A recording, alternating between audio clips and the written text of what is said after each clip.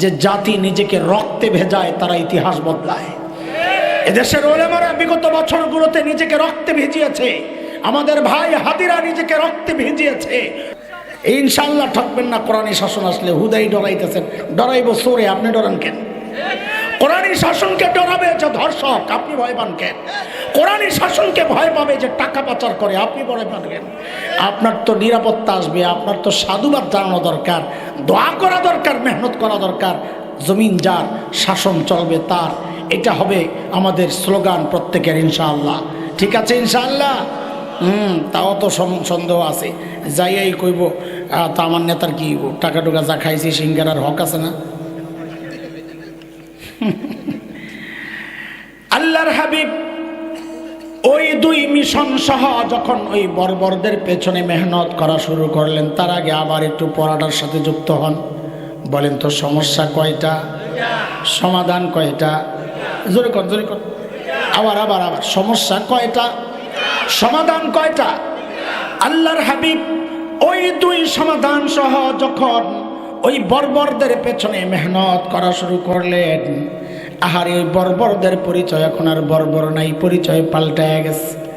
বলে নতুন পরিচয় বলেন। বলে আমি কি বলবো? আল্লাহকে জিজ্ঞেস করো না, মালিককে জিজ্ঞেস করলাম, মালিক ওই বর্বর যাদের পেছনে নবীজি মেহনত করেছেন ওদের নতুন পরিচয় বলেন। তো আল্লাহ বলেন সীমাহুম ফি ওজুহিহিম মিন আসারিস সুজুদ, ওদের চেহারায় সেজদার চিহ্ন পাইবা।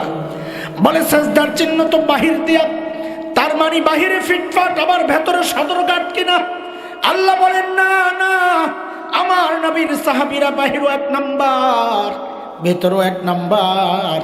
বলে ভেতরে 1 নাম্বার আমরা বুঝবো কেমনে? আল্লাহ যেন বলেন তোর বুঝার দরকার কি, আমার বুঝার আমি বুঝেছি কেমনে, একটু শোনেন তো, একটু বলেন তো আমাকে। যিনি পড়ান, এই যে হুজুর রাখুন, যিনি পড়ান বোর্ডের পরীক্ষা ওই শিক্ষক নেন না আরেকজন নেন? জোরে কর। আল্লাহ যেন তাই বলেছেন। আমার নবীর সাহাবীকে তাকওয়া পড়াইছেন, ভিতর পরিষ্কারের মেহনত করেছেন নবী, তাকওয়া পড়াইছেন নবী, তাকওয়া শিখাইছেন নবী, কিন্তু ওদের তাকওয়ার পরীক্ষা নিয়েছি আমি আল্লাহ। সূরাতুল হুজুরাত 3 নম্বর আয়াত আল্লাহ বলেন ইন্নাল্লাযীনা ইয়াউদ্দুনা আসওয়াতাহুম ইনদা রাসূলিল্লাহ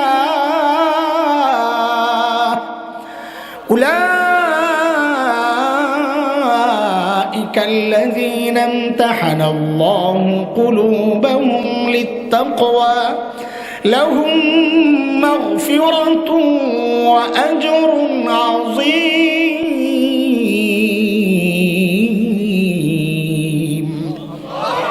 বলেন তাকওয়ার পরীক্ষা নিয়েছেন কে? আরে ভাই শুনেন, খেয়াল করেন, আমার আপনার তাকওয়ার সাক্ষী আমাদের কাছের মানুষরা দেয় না, বন্ধুরা দেয় না, বউ দেয় না। পিসাবকে খবর লইয়া দেখেন, বউ পিসাবের কাছে মুড়ি দেয় নাই, জানেন না? আচ্ছা অন্য কটা হিসাব বাদ দেন, ছোটবীর রেজি গান আমারটাও হয় নাই। আসেনি কোনো দাম, হ্যাঁ ও কাছে বাইরে যে মানুষ এত ইজ্জত করে। 1 পিসাব ঘরে গেছে আর বউ তো দিছে 1 চিৎকার, সবসময় খালি জ্বালায় জ্বালায়। আজকে ঘরে গেছে বউ কয় হায় আল্লাহ, কি এমন ভাবে আল্লাহ কইলা মনে হলো জিন্দিগিতে কিছু দিতেই নেই, দিছেন কিন্তু আজকে একটা দৃশ্য দেখে আমার কলিজাটা চলে গেছে। কি দেখছো? আজকে দেখি আমাদের বাড়ির সামনে দিয়ে 1 পিসাব উইরা উইরা যায়, আমারে খোদায় কোন পীর মিলাইল, ওটা তো লেংরায় লেংরায় আরে। তো পিসাব বলে আহারে পোড়া কপাল, আগে মনে করছিলাম দিল গেছে, এখন তো দেখি চোখও গেছে। কেন? ভালো করে খেয়াল করো নাই, ওই যে উইরা গেছে যেই পীর ওটা আমি ছিলাম, আমি আমি। এখন বউ কি কয়? খালি তাই তো কই ডানা একটা ভাঙ্গা কেন? বউ স্বীকার করবে না, তুমি কামেল মানুষ, দোস্ত বলার জন্যে বলা। যত কাছের তত গোমর পরিষ্কার তার কাছে, ঠিক কিনা? আমার আপনার তাকওয়ার সাক্ষী আমাদের কাছের মানুষরা দেয় না। আর আল্লাহর নবী কি পড়াইছেন সাহাবীদেরকে, ওদের তাকওয়ার সাক্ষী শুধু কাছের মানুষ না, আল্লাহ নিজেও সাক্ষী দিচ্ছেন। দেখেন কয় জিনিসের মেহনত হয়েছে। হ্যাঁ এটা মনে রাখেন। সমস্যা কয়টা ছিল? কিয়ামত পর্যন্ত সমাজে যত সমস্যা দেখা দিবে মূল কারণ কয়টা থাকবে? সমাধান কয়টা? কোন সমাধান? আমেরিকার দেওয়া তরিকা, ভারতের দেওয়া তরিকা? হ্যাঁ, তো কার? পশ্চিমাদের। কার? তো জোরে কন। এই সমাজ ঠিক করতে হইলে পশ্চিমাদের থিওরি অনুযায়ী চললে হবে?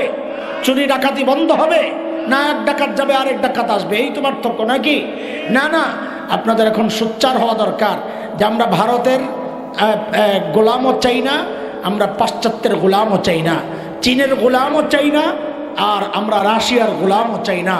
জমিন যেহেতু আল্লাহর, এই জমিন শাসনের জন্য আমরা আল্লাহর গোলাম চাই। কথা বলেন। যে দুর্নীতি করবে না, যে আপনার জন্য আতঙ্কের কারণ হবে না, যে ন্যায় বিচারক হবে, যে নিজের দলের লোক অপরাধ করলেও তাকে শাসন করবে। হ্যাঁ, নবীজির মতো বলবে লাউ সারাকাত ফাতিমাতু বিনতু মুহাম্মদ লাকাতাতু ইয়াদাহা, আমার মেয়ে ফাতেমাও যদি চুরি করতো আমি হাত কেটে দিতাম। এইরকম সৎ সাহসী শাসক আমাদের দরকার। এই সোনার দেশে এমন নাই কি আছে? আমাদের এত কিছু আছে, দরকার একজন ইনসাফের শাসক, আদেল শাসক, সৎ আল্লাহ ভীরু একজন শাসক দরকার। দোস্ত, আমার নবী আল্লাহ তাআলা আমাদেরকে বানাইছেন এই দুনিয়ার সেরা মেহমান, খায়রু উম্মাহ বলা হয়েছে। এই উম্মত হচ্ছে সারা দুনিয়ার মধ্যে শ্রেষ্ঠ উম্মত। ধরেন আমরা যেভাবে বুঝাইছি ওইভাবে বললে দুনিয়ার জন্য এই উম্মত হচ্ছে সেরা মেহমান। সেরা মেহমানের জন্য শ্রেষ্ঠ নবীর শ্রেষ্ঠ আখলাকের আয়োজন হয়েছে। তুমি সেরা মেহমান হইয়া এই শ্রেষ্ঠ নবীর শ্রেষ্ঠ আখলাক বাদ দিয়া তোমার নজর পড়ছে কোন জায়গায়? ওই বিজাতীয়দের কৃষ্টি কালচার ময়লা আবর্জনার দিকে। তুমি চুল কাটো ওদের মতো কইরা, তুমি দাড়ি কাটো ওদের মতো কইরা, তুমি বিয়ে শাদীর প্রোগ্রাম সাজাও ওদের মতো কইরা, তোমার বিবিরে পোশাক পরাও, হিন্দি সিনেমার সিরিয়াল দেখা ওই নষ্টা ভ্রষ্টা বেশ্যাদের পোশাক পরাও, তোমার সব কিছু সাজে ওদের মতো করে। নবীর চরিত্রের সুন্নাহ তোমার ভালো লাগে না, শ্রেষ্ঠ নবীর শ্রেষ্ঠ আখলাক, শ্রেষ্ঠ উম্মত হইয়া তোমার পছন্দ হয় না, ওইটা ধারণ করতে পারো নাই। খোদার কসম, তুমিও আস্তে একটা পাগল, মাথা নষ্ট পাগল। কথা বল, স্মার্টগিরি দেখাও, তুমি মিয়া পাগল। বলেন না? একটু লাগতেছে না? আচ্ছা মলম লাগাই তুমি, অসুবিধা নাই, লাগলে কিছু করার নাই। এই বলেন আপনারা যারা আমার নবীর সুন্নতের উপর চলে না, আমার নবীর চুল কাটার স্টাইল যাদের ভাল লাগে না, আমার নবীর দাড়ি সহ চেহারা যেই পুরুষের ভালো লাগে না, আমার নবীর সমস্ত কিছু যার ভালো লাগে না, একটু বুঝে শুনে বলেন তো এই মানুষটা সুস্থ না পাগল? আরো জোরে। এই পাগলামি থেকে আল্লাহ আমাদেরকে হেফাজত করে। ওই জন্যই বলছি মাওলানার কথাটা আমি কারণ বলতেছি, খালি সুন্নত কেন মানব? এক তো আল্লাহর হুকুম মানতেই হবে, আরেক হচ্ছে চিকিৎসা বিজ্ঞানও বলে আমার নবীর সুন্নতগুলো মানুষের জীবনের জন্য একটা উপকারী পদ্ধতি, এর চেয়ে সুন্দর পদ্ধতি আর হইতে পারে না। 3 নম্বর কারণ হচ্ছে আল্লাহর পক্ষ থেকে এটা সবচেয়ে বড় সুন্দর আয়োজন। আমি সেরা মেহমান, সেরা আয়োজন বাদ দিয়ে কেন ময়লা খাইতে যাব?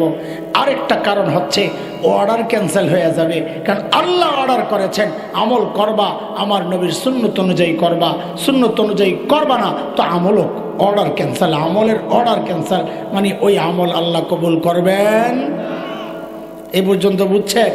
এগুলো মাওলানার বয়ানের একটা ভাও করলাম, এখান থেকে কাম শুরু আমার। আমি যে আয়াতে কারিমা তিলাওয়াত করেছি সূরা আলী ইমরানের, এটা একটা মাদ্রাসার প্রোগ্রাম। এই জায়গায় যা হয় এটাও একটা নবীর সুন্নাহ।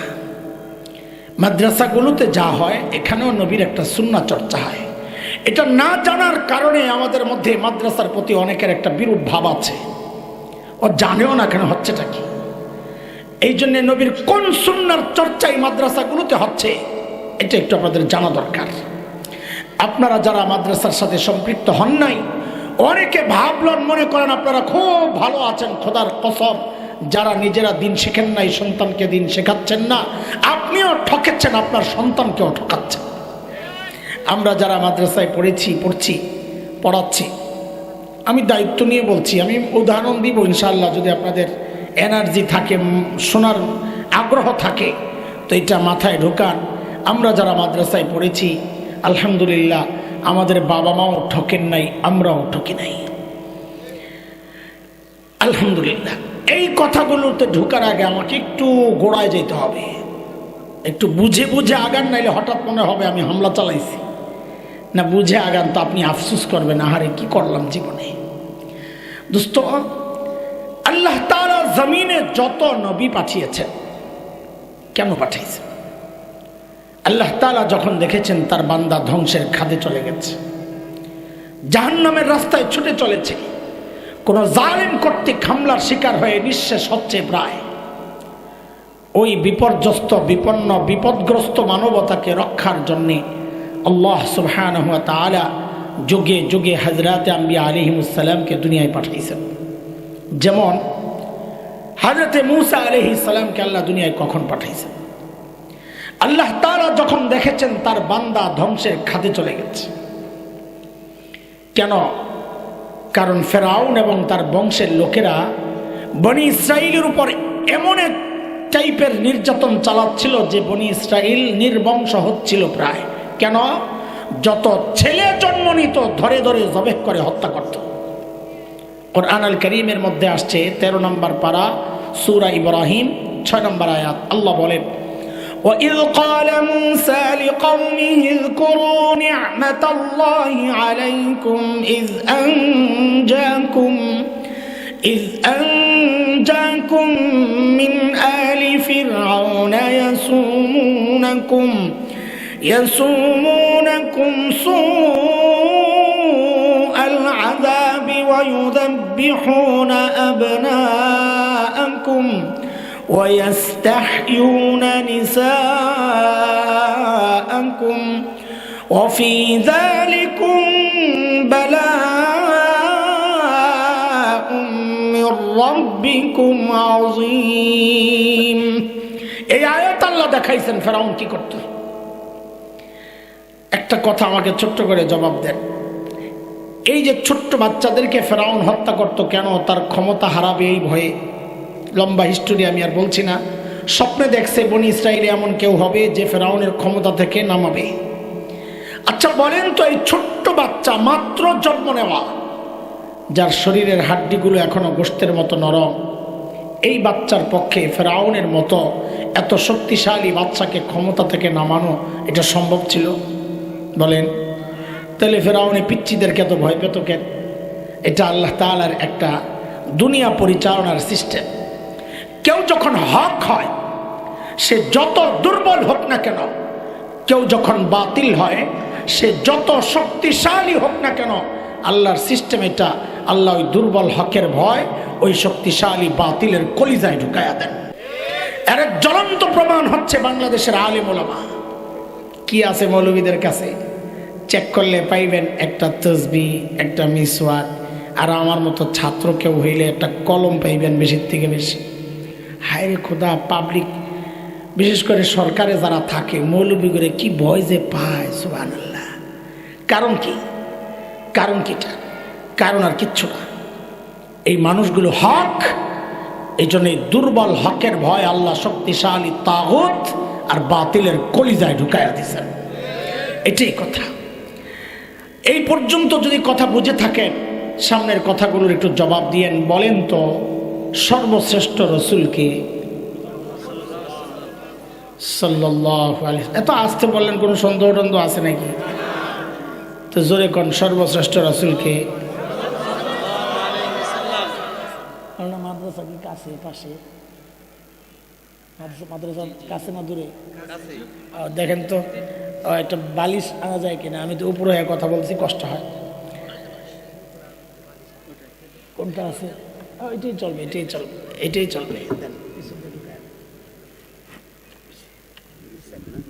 না আর কিচ্ছু লাগবে না, এই তো ঠিক আছে। বলেন আবার, সর্বশ্রেষ্ঠ রসুলকে। আমাকে আরেকটা প্রশ্নের জবাব দেন। এই প্রশ্ন দুইটার উত্তরের উপরই ভিত্তি করে আমরা আমাদের মূল পয়েন্ট শুরু করবো ইনশাআল্লাহ। রোগী যদি ছোট হয়, ধরেন হালকা ঠান্ডা জ্বর, এই ছোট্ট রোগের চিকিৎসার জন্য মানুষ যাবে কোথায়? এলাকার ডাক্তার না দেশের সবচাইতে বড় ডাক্তার? জবাব ঠিক আছে। এই দুই জবাবকে একসাথে করে আমরা তৃতীয় যে কথাটা বের করতেছি সেটা শোনেন। যেহেতু আল্লাহ তাআলা সমস্ত নবীকে দুনিয়ায় পাঠাইছেন দুনিয়ার অসুস্থ মানুষের চিকিৎসার জন্য, এই অসুস্থতা মানে শারীরিক রোগ না, আত্মিক। তো বুঝা গেল আল্লাহ তাআলা সর্বশ্রেষ্ঠ রসুলকে ওই যুগেই পাঠাইছেন যেই যুগের মানুষগুলো ছিল মানব ইতিহাসের সবচাইতে জঘন্য আর খারাপ মানুষ। কেমনে বুঝলাম? বলে ডাক্তার যেহেতু সবচাইতে বড়, বুঝা গেল যে রুগীদের চিকিৎসার জন্য পাঠানো হয়েছে ওই রুগীরাও ছিল সবচাইতে বড়। কত বড় রুগী? ইতিহাসে ওই যুগটাকে বলা হয় আইয়ামে জাহিলিয়া, বর্বরতার যুগ। বর্বরতার মাত্রা কত দূর ছিল যে ওদেরকে ঠিক করতে আল্লাহ সর্বশ্রেষ্ঠ রসুল আনলেন। সুবহানাল্লাহ। ইতিহাস পড়লে দেখবেন শরীরের পশম দাঁড়ায় যায়। একটা পয়সার জন্য মানুষকে খুন করে ফেলত। আরে মূর্তি পূজা এখন হয় কিনা কথা বলেন? তখনও হতো, পার্থক্য কি? এখন মসজিদের মধ্যে মূর্তি রেখে পূজা করা হয়, অথচ তখন বাইতুল্লাহর ভেতরেই ছিল 360 মূর্তি। ঘরের মধ্যে আলাদা মূর্তি, মন্দিরে আলাদা, কোথাও সফরে বের হলে আলাদা মূর্তি একটা বগলের নিচে করে পকেটে করে নিয়ে যাইতো। কেন? রাস্তায় পূজা করার জন্য যদি আবার খোদা না পাওয়া যায়, বান্দা খোদা পকেটে লইয়া ঘুরে। এই ছিল অবস্থা। জন্ম নিয়ন্ত্রণ এখন হয় কি হয় না বলেন? তখনও হতো, পার্থক্য কি? এখন জন্ম নিয়ন্ত্রণ হয়, পেটের মধ্যে বাচ্চা নষ্ট করা হয় অথবা আসতেই দেওয়া হয় না। আর তখন জন্ম নিয়ন্ত্রণ হতো বাচ্চা হওয়ার পর দেখতো ছেলে না মেয়ে। যদি দেখছে ছেলে রেখে দিত, যদি দেখছে মেয়ে, এটা ছিল বাবার জন্য সামাজিক কলঙ্ক, আমি মেয়ের বাবা। ওই কলঙ্ক থেকে বাঁচার জন্য বাবা নিজ হাতে নিজের কলিজার টুকরা মেয়েকে জীবন্ত কবর দিত। এই ছিল ওই সময়ের আরবদের অবস্থা যখন আল্লাহ আমার নবীকে দুনিয়ায় পাঠান। আচ্ছা, মানুষগুলো এতটা খারাপ, খুব খুব মনোযোগ, একদম লাইনের কথা যেন হারায় না যান, বলে পরের কথা বুঝবেন। আমি ভূমিকা সাজাইতেছি এখনো। মানুষগুলো এতটা খারাপ কেন হয়েছিল যে ওদেরকে ঠিক করতে আল্লাহ সর্বশ্রেষ্ঠ রসুল আনলেন? আমাদের দেওবন্দ মাদ্রাসার সবচেয়ে লম্বা সময়ের যিনি প্রিন্সিপাল ছিলেন, প্রায় 52 বছর, হাকিমুল ইসলাম কারি তৈয়ব রহমতুল্লাহ আলাইহি বলেছেন, মানুষগুলো এতটা খারাপ হওয়ার পেছনের মৌলিক কারণ ছিল 2টা। বলেন তো আমার সাথে সবাই, কয়টা? 1 নাম্বার জাহালত। অথচ গত টার্মে আমরা তো রডের বদলে বাঁশ ঢুকাইয়া দিচ্ছি, পার নাই খবর টবর কথা বলেন। এই রড কেন ঢুকাইলো? জানে না এখানে বাঁশ ঢুকাইতে হবে? লেখাপড়া করছে না? করছে। এখানে সমস্যা আরেকটা, লেখাপড়া না, এখানে সমস্যা হচ্ছে চরিত্রের সমস্যা। কিয়ামত পর্যন্ত দুনিয়ার যত সমস্যা আসবে সামনে, সব সমস্যার মূলে এই 2 সমস্যা, হয় লেখাপড়া নাই, নয় চরিত্র খারাপ। সমস্যা কয়টা? এই মৌলিক 2 সমস্যা ঠিক করার জন্য আল্লাহ সুবহানাহু ওয়া তাআলা সর্বশ্রেষ্ঠ রাসূল সাল্লাল্লাহু আলাইহি ওয়াসাল্লামকে মৌলিক 2টা দায়িত্ব আর সমাধান দিয়ে দুনিয়ায় পাঠায়া দিয়েছেন। আমার সাথে আবার যুক্ত হন, বলেন এই কথাটা হচ্ছে আমাদের মূল পয়েন্ট। সমস্যা কয়টা? সমাধান 2টা। বলেন সমস্যা কয়টা? সমাধান।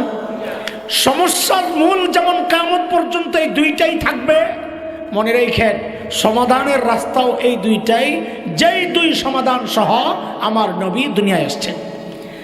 বলেন আবার সমস্যা কয়টা? সমাধান। আল্লাহর হাবিব নবুয়ত পেয়ে ঘোষণা দিলেন, ইন্নামা বুইসতু মুআল্লিমা বুইসতু লিউতাম্মিমা মাকারিমাল আখলাক। নবী ঘোষণা দিলেন, আল্লাহ আমাকে শিক্ষক বানায়া দুনিয়ায় পাঠাইছেন। কি বানায়া? আমাদের নবী কি ছিলেন? শিক্ষক বানায়া। কেন পাঠাইছেন? ওই যে 2 সমস্যার 1 সমস্যা মূর্খতা দূর করার জন্য। 2 নাম্বার নবী বলেন, আল্লাহ আমাকে সর্বোচ্চ উন্নত চরিত্র দিয়ে দুনিয়ায় পাঠিয়েছেন। কেন? আমি যেন ওই বর্বর চরিত্রহীন মানুষগুলোর পেছনে মেহনত করে করে ওদেরকে মানব ইতিহাসের শ্রেষ্ঠ চরিত্রবান মানুষ বানাতে পারি। বলেন আবার আমার সাথে, সমস্যা কয়টা? সমাধান। সমস্যা যেমন কিয়ামত পর্যন্ত এই দুইটাই, সমাধানও কিয়ামত পর্যন্ত এই দুইটাই। অন্য কোন রাস্তায় আগায়া কেউ সমাধান পাবে না, রাস্তা একটাই। হযরত মুফতি তাকি ওসমানী দামাত বরকাতুহু আলাইহি একটা চমৎকার উদাহরণ আছে, শুনেন। এক এলাকার গোটা এলাকার মানুষ বোকা। নাও ভাই আপনারা খাইলাম, কেউ বয়ানোর সময় খাই না, যে খাই ভাই থেকে 20 টাকা লয়ে এলেন, পরে খাইলাম। গোটা এলাকার মানুষ বোকা। বাংলাদেশে এমন বহু এলাকা আছে, আমি নাম বলবো না, পরে এরা এই ভিডিও দেখলে কোনো জায়গায় আমি গেলে আমার একটু নেব। পুরা এলাকার মানুষ বোকা। এমন এক এলাকার মানুষ উঠছে কেমনে জানি খেজুর গাছের মাথায় উঠে গেছে। গায়ে পোলাবাইন খেজুর গাছের মাথায় ওঠা সহজ কাম না, কঠিন। উঠছে তো উঠছে, এমন তার নামতে পারে না, কারণ ওঠাটা যতটা কঠিন নামাটা তার চেয়ে বেশি কঠিন।